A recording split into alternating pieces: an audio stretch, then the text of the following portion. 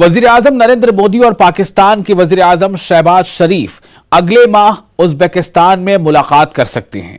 जराये के मुताबिक ये मुलाकात शंघाई ताउन तंजीम के सरबराही इजलास में मुमकिन है।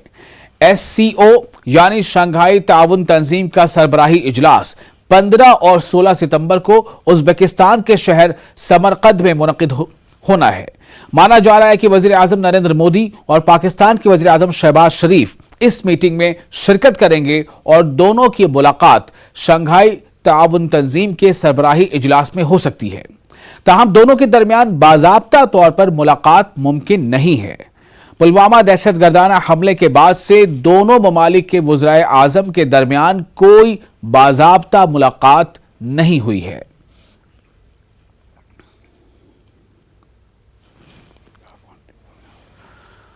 तो पुलवामा दहशतगर्दाना हमले के बाद से ही ये खला अब तक बरकरार है।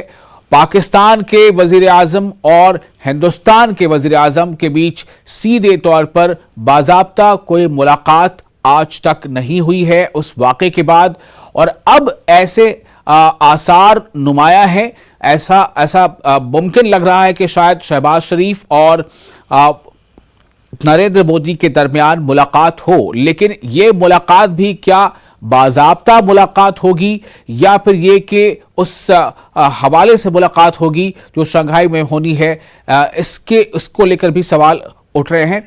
और लेकिन उम्मीद ये की जा रही है कि इससे दोनों मामले के बीच जो एक सर्द पड़ा है मामले को लेकर, उसमें कुछ शायद गर्मजोशी आए। हमारे साथ हमारे नुमाइंदे शैलेंद्र वांगू जुड़ चुके हैं, उनसे इस बारे में बातचीत करेंगे।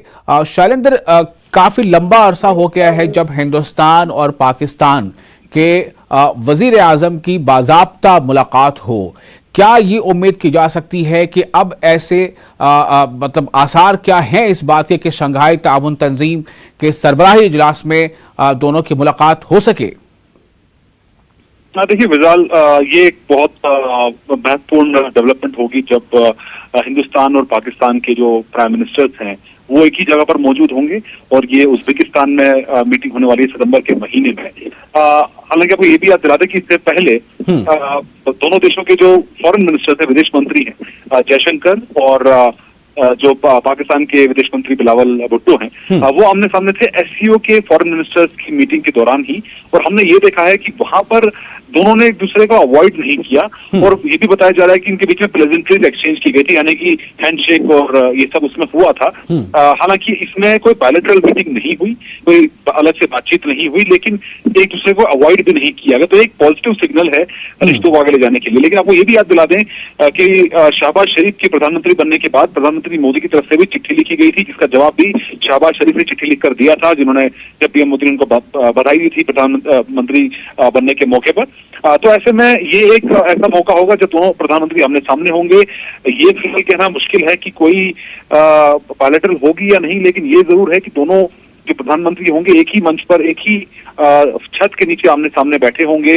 और ऐसा भी होता है कि जो होस्ट कंट्री होती है उससे मिलने के लिए भी जो डिनर रखा जाता है होस्ट कंट्री की तरफ से, उसमें भी दोनों प्रधानमंत्री शामिल होते हैं। तो ये बहुत एक इंटरेस्टिंग एक इवेंट होने वाला है अगले महीने उज्बेकिस्तान में।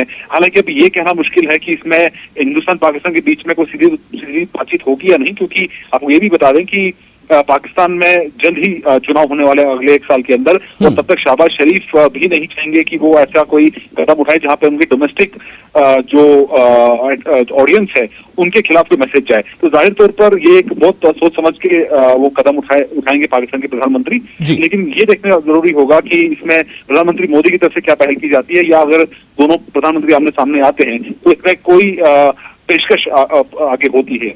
जी, एक बहुत अहम मौका होगा मेरा ख्याल है कि दोनों ममालिक के लिए, कि जैसे अभी हिंदुस्तान में आज़ादी का अमृत महोत्सव ये चल रहा है और ये ऐसा मौका होगा जब 75 साल पूरे हो रहे होंगे और उसके ठीक 1 महीने के बाद यानी 15 और 16 सितंबर को ये उज्बेकिस्तान में ये सरबराह इजलास होगा। तो पाकिस्तान के लिए, हिंदुस्तान के लिए भी ये साल बहुत अहम हो सकता है।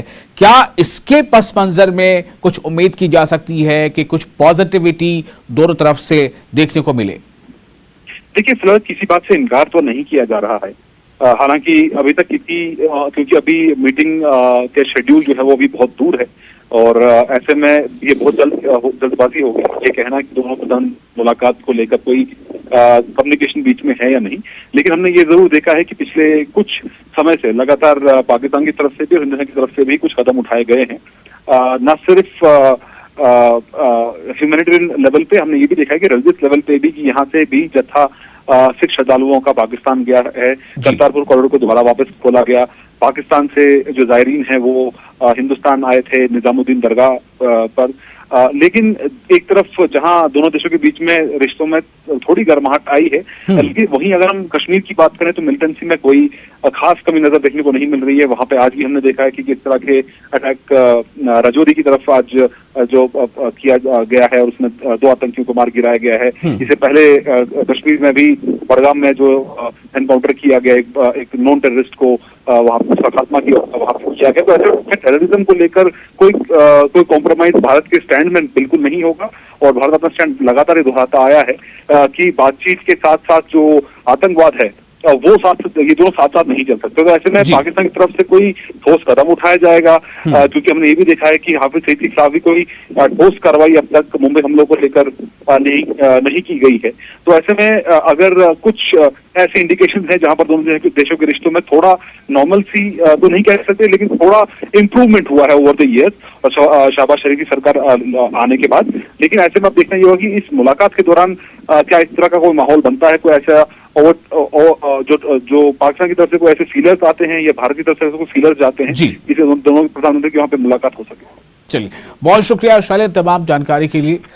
तो एक काफ़ी अहम ये मौका हो सकता है जब उज़्बेकिस्तान में हिंदुस्तान और पाकिस्तान के भी जो वज़ीर आज़म हैं मौजूद होंगे, एक ही छत के नीचे होंगे, लेकिन इम्कानात रोशन ज़रूर हैं क्योंकि जो स्टेप्स हालिया दिनों लिए गए हैं, जो सिग्नल्स महसूस किए जा रहे हैं, देखे जा रहे हैं, उससे ऐसा लगता है कि मुस्बत ये मीटिंग भी शायद हो और हो सकता है, ऐसी उम्मीद जताई जा सकती है कि बाज़ाब्ता भी मुलाकात इन दोनों के दरमियान हो। आगे बढ़ते हैं। कांग्रेस लीडर राहुल गांधी ने एक बार फिर वजीर आजम नरेंद्र मोदी को निशाना बनाया है। उन्होंने महंगाई और बेरोजगारी के मसले पर पीएम मोदी पर हमला किया है। उन्होंने कहा है कि क्या वजीर आजम को महंगाई नजर नहीं आती, बेरोजगारी नजर नहीं आती। इसके अलावा उन्होंने कहा है कि वजीर आजम मोदी काले कारनामों को छिपाने के लिए काले जादू की तरह बोल रहे हैं। राहुल गांधी ने ट्विटर पर कहा कि अपने काले कारनामों को छुपाने के लिए काला जादू जैसे तोहम परस्ताना बातें करके वजीर आजम के ओहदे के वकार को मजरूह कर रहे हैं। वजीर आजम को अवाम के मसाइल का जवाब देना होगा। आपको बता दें कि हाल ही में कांग्रेस पर निशाना साधते हुए पीएम मोदी ने कहा था कि यह पार्टी काला जादू फैलाने का काम कर रही है।